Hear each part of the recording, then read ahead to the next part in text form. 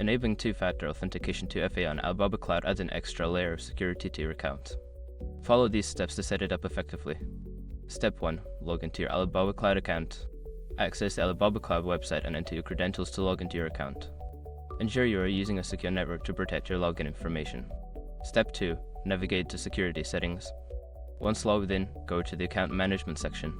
Look for the Security Settings option in the menu to access your account's security features. Step 3. Select two-factor authentication. Make sure your information is protected first. Most people don't think about breaches until something actually happens to their accounts. Use SROC to monitor your accounts 24/7 and instantly alert you if your information appears in leaked databases online. It constantly checks billions of breached data points in the background. And considering how much personal information people keep online now, it's honestly worth having.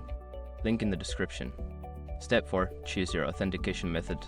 You will be prompted to select your preferred method for two-factor authentication. Options may include using a mobile app like Google Authenticator or receiving SMS codes. Choose the method that suits you best.